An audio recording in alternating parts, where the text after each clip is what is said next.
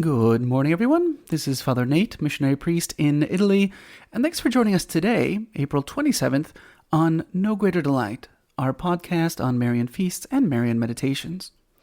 Well, today, as always, we have a great number of feasts to celebrate. In particular, we have 3 today that we recall.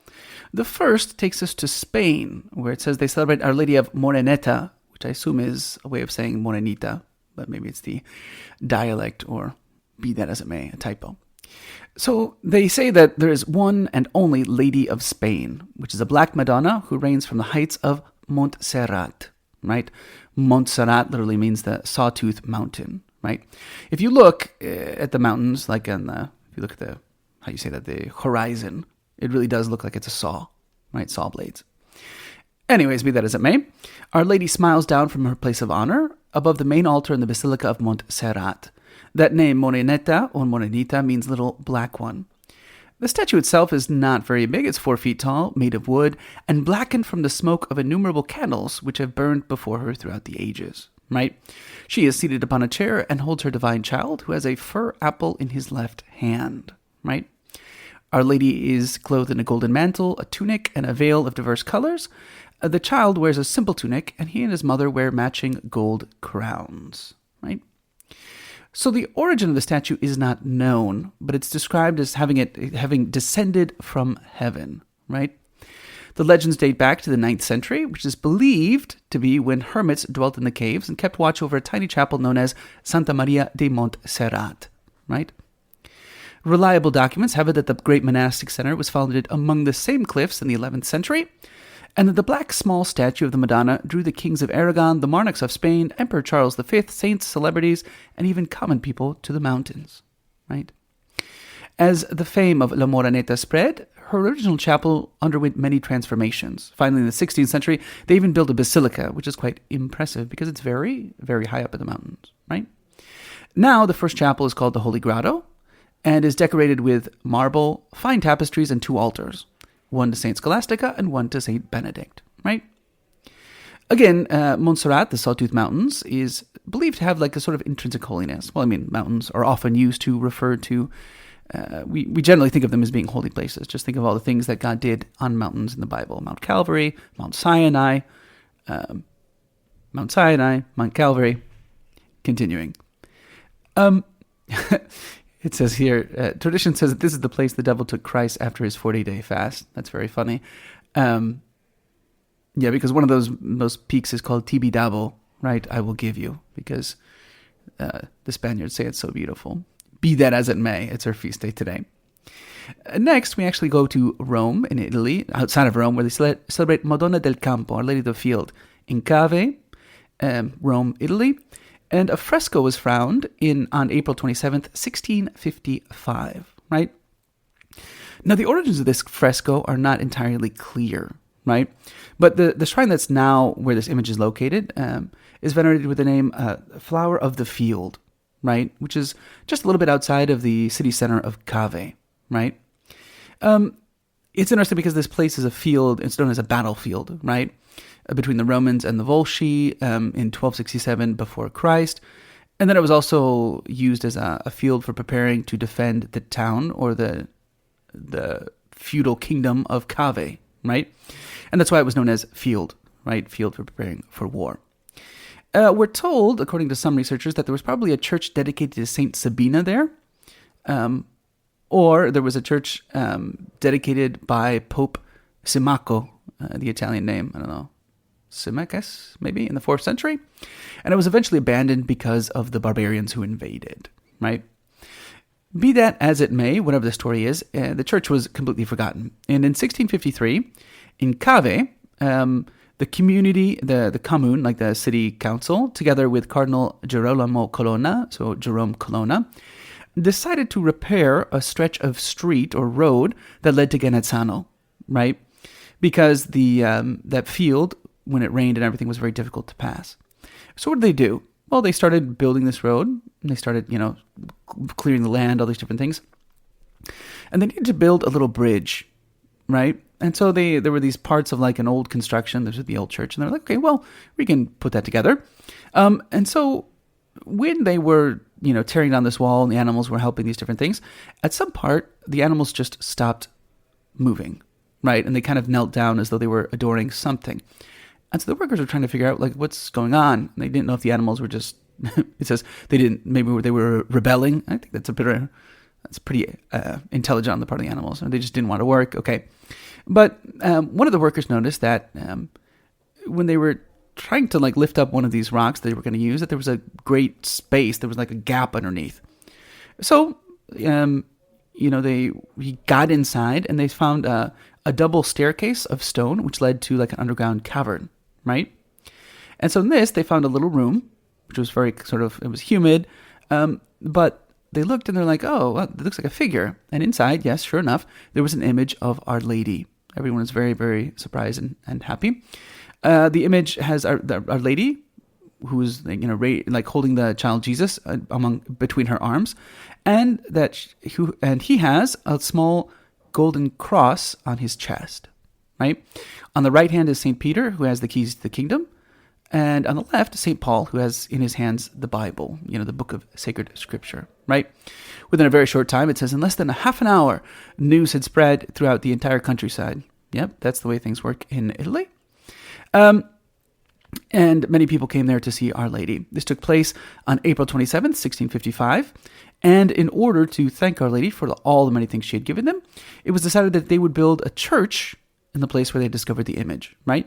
The church started, there were several issues, but they began construction on May 2nd, 1703, next to the chapel of Our Lady, on a piece of land that had been donated by Captain Matsenga Nicola. That's great. On April 25th, 1706, the priest Gioacchino Simoni consecrated the church, and it was open to all the public and pilgrims, right? And they call this place Madonna del Campo, Our Lady of the Field. And last but not least, we have Madonna dei Lumi, Our Lady Madonna of Lights, in Civitella di Toronto, Teramo, Abruzzo in Italy. So, yeah, just a little bit outside of the city walls, like between Abruzzo and Marche. There's a little hill where, it's just a very beautiful hill. And so there used to be a huge Benedictine monastery of Santa Maria, Saint Mary, right? So the huge monastic complex was, the Benedictine monks stopped using it, and then it was given to the Franciscan brothers, right? It says, in the mid 1200s. Sorry, I'm trying to translate this as I go from the Italian. And so this town, with the Franciscans there, they always tried to encourage devotion to Our Lady, and in particular under the name of Santa Maria del Lume, Our Lady of Lights. Now, this derives from a miraculous event that took place several times in the second half of the 600s, right? It seems that angels came from far away with lights and lit up the shrine, right?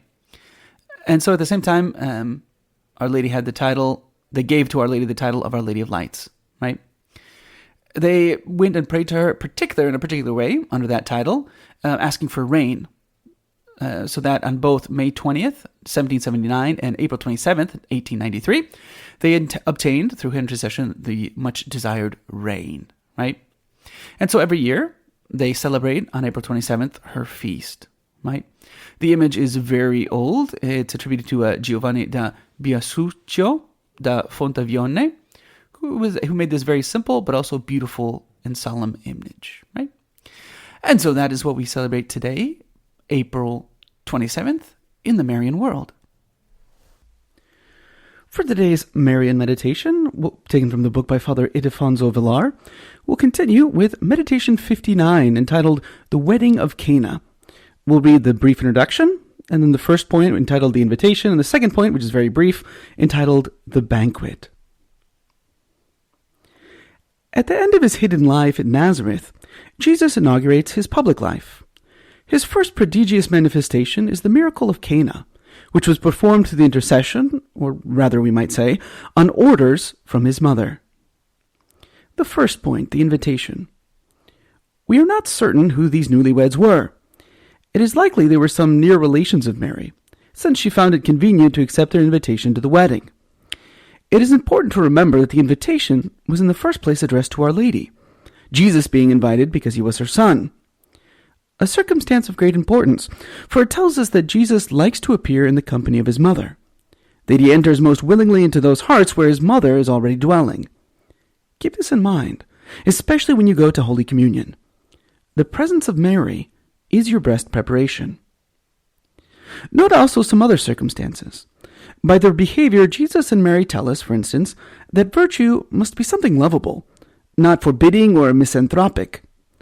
How cheering was the presence of Jesus and Mary at the wedding banquet?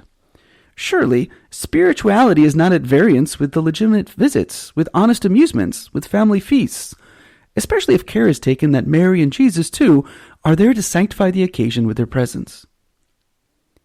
And here we have the second point, the banquet. Look at Jesus and Mary as they recline at table. All eyes are fixed on them. No affectation or posing, just exquisite courtesy and simple good manners, delicacy.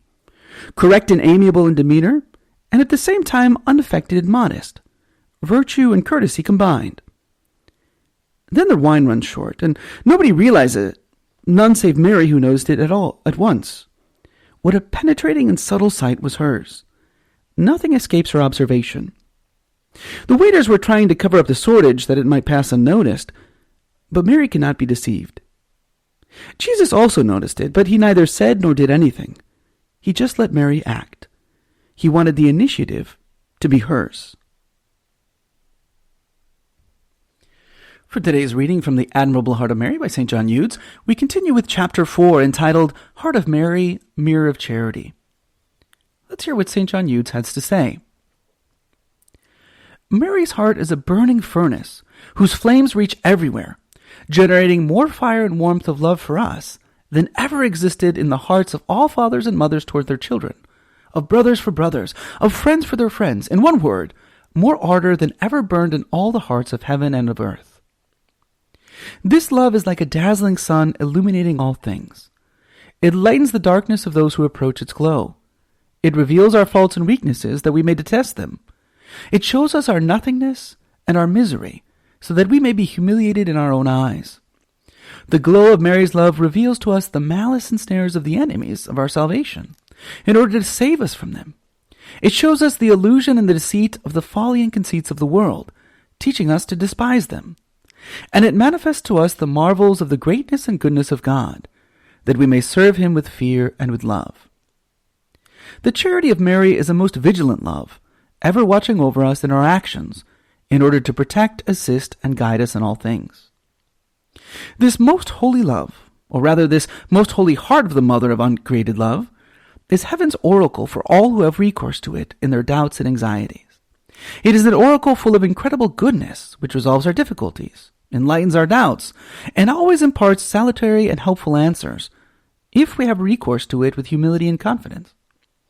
Of this love one can truly say that it is a mighty tower and an impregnable bulwark for all the friends of God, who would choose to die rather than deliberately offend him, especially for humble souls, for pure people, as everyone loves most those who resemble him, and for those who have vowed in a particular manner to serve and honor the beloved of God, namely, Mary most amiable, the mother of Jesus.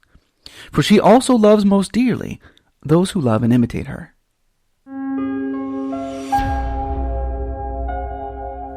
Hello, and we hope that you enjoyed listening to our Marian podcast.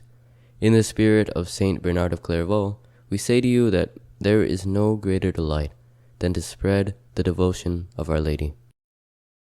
We hope you share these sentiments and encourage you greatly to share with a loved one. Know that you are always in our prayers, and we ask that you keep us in yours. God bless.